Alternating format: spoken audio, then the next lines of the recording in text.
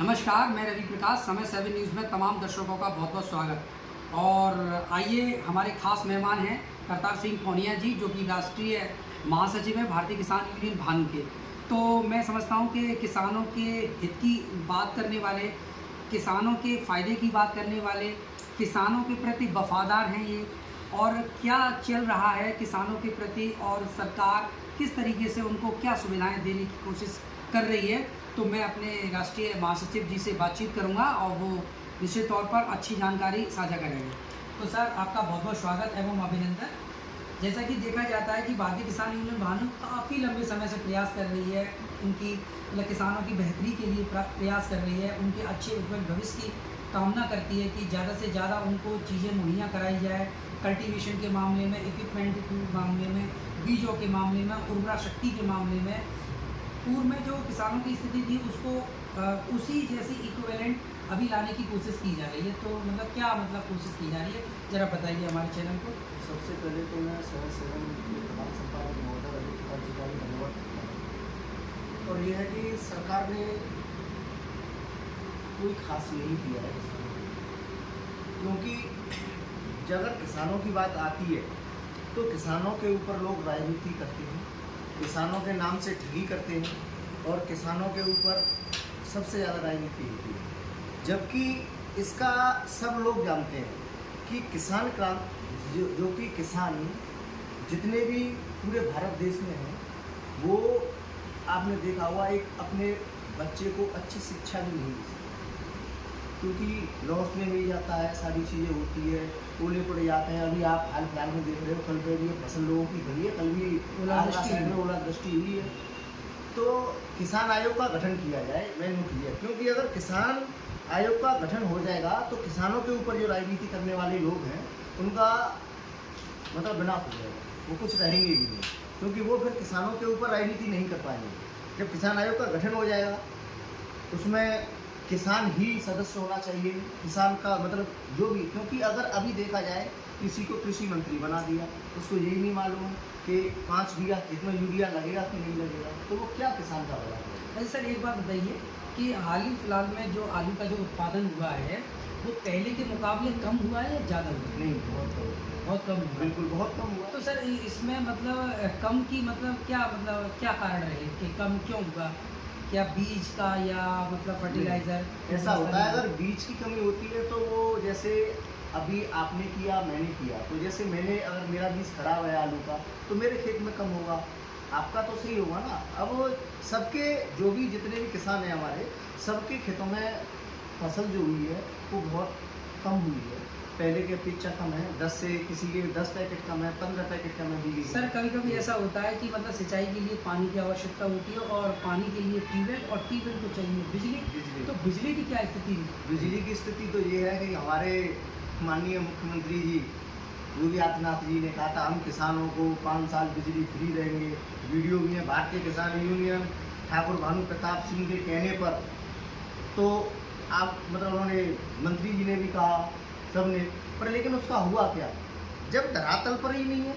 अभी भी किसानों के बिल जा रहे हैं बिजली के, कोई जाता है किसी का तार काट रहा है। जब वो माननीय मुख्यमंत्री जी का आदेश है तो उसे देखना चाहिए क्या है। तो ये कोई अभी ऐसा कोई नहीं, वो नहीं हुआ है हमारे संज्ञान में। सर, कभी आपने कोशिश की कि जैसे शासन से कोई नोटिस आता है, या किसी कोई सूचना आती है कि हमने किसानों का बिल माफ़ कर दिया, देखिए, तो संबंधित विभाग के जो वरिष्ठ अधिकारी हैं, क्या उनके पास इस तरीके का जीओ या लेटर आता है? जी बिल्कुल आता है, लेटर वगैरह आता है। तो क्या आया लेटर उनके पास? हम बता रहे हैं, हमने तो देखा था। हमने आपका सोशल मीडिया के माध्यम से देखा था। और माननीय हमारे प्रदेश अध्यक्ष हैं योगेश प्रताप सिंह, जो यहाँ से उम्रगढ़ मिलिया से पैदल यात्रा लेके लखनऊ के लिए गए थे माननीय मुख्यमंत्री जी के आवास पर। तो वहाँ नहीं, उससे पहले ही मंत्री जी मथुरा में कोई प्रोग्राम था तो वो यहाँ पर थे, तो वहाँ पर मंत्री जी आए थे, तो उन्होंने हमें बताया था ये हुआ तो उस पर भी बात की। तो उन्होंने बोला अभी कुछ 1 से 1.5 महीने पहले भी एक लेटर जारी हुआ कि साहब किसानों की बिजली फ्री, आपने भी न्यूज़पेपर में पढ़ा होगा। पर लेकिन ऐसा कुछ भी नहीं, कोई भी बिजली विभाग का अधिकारी इतना भ्रष्ट है कि उसे तो कोई देखना ही नहीं चाहता है क्या है क्या नहीं है। अभी नॉर्मल सी बात है, किसी भी ग्राउंड में चले जाओ आप, SDO, JE, HCM सब ने लूट मचा रखी है। बिजली विभाग इस समय पर सबसे ज़्यादा, जबकि माननीय हमारे मुख्यमंत्री जी कहते हैं कि जीरो टेंडेंसी पर कार्य कर रहे हैं हम। मुझे तो नहीं लगता है कि इस तरीके से कर रहे हैं। अब सर जैसे किसान क्रांति दल का गठन हुआ है, ठीक है, और आपने कहा कि बहुत पुराना ये मतलब जी। संगठन था, पार्टी थी, लेकिन अब चुनावी मैदान में अभी उतरने वाली है अपने देखिए, प्रत्याशियों को। इसमें हमारे भारतीय किसान यूनियन भानु के राष्ट्रीय अध्यक्ष ठाकुर भानु प्रताप सिंह जी हैं। वो किसान क्रांति दल के भी राष्ट्रीय अध्यक्ष हैं। उन्होंने कहा है हम चुनाव लड़ाएंगे, क्योंकि इससे पहले माननीय हमारे राष्ट्रीय अध्यक्ष जी सबसे लड़े। सपा की सरकार भी आई, कांग्रेस से में भी, बीजेपी से भी, तो सबसे लड़े। उनका एक ही उद्देश्य रहा, किसानों का भला हो। किसानों का भला कैसे हो सकता है कि किसान आयोग का गठन हो। अगर कोई भी कंपनी होती है, सर मैंने देखा है कि हिंदुस्तान में वो तमाम ऐसे संगठन हैं जो धरातल पे अपना काम कर रहे हैं और उनके संगठन भी बन गए, उनका एक अपना आयोग भी बन गया, जबकि हमारे देश की संपूर्ण अर्थव्यवस्था कृषि पर आधारित है। बावजूद इसके मतलब मैं इस सरकार की नहीं, मैं पूर्ववर्ती सरकारों की भी बात करता हूँ, उन्होंने इस तरीके के स्टेप क्यों नहीं लिया कि एक किसान आयोग का भी गठन होना चाहिए। जैसे महिला आयोग का गठन हुआ, तमाम ऐसे आयोग के गठन हुए, इसका क्यों नहीं हो पा रहा है? देखो ऐसा है, सबसे बुरी एक ब्रांड का नाम रख दिया संकट किसान।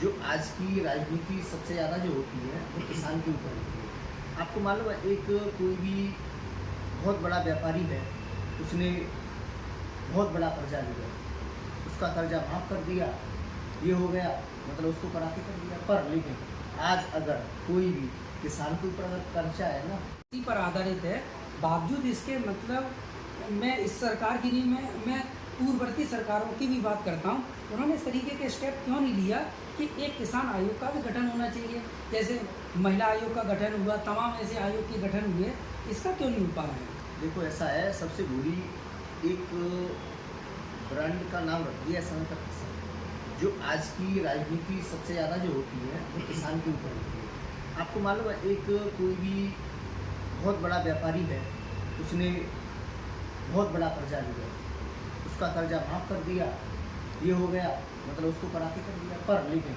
आज अगर कोई भी किसान के ऊपर अगर कर्जा है ना, तो वो कोई भी सरकारें सिर्फ उनको लॉलीपॉप दे देती है।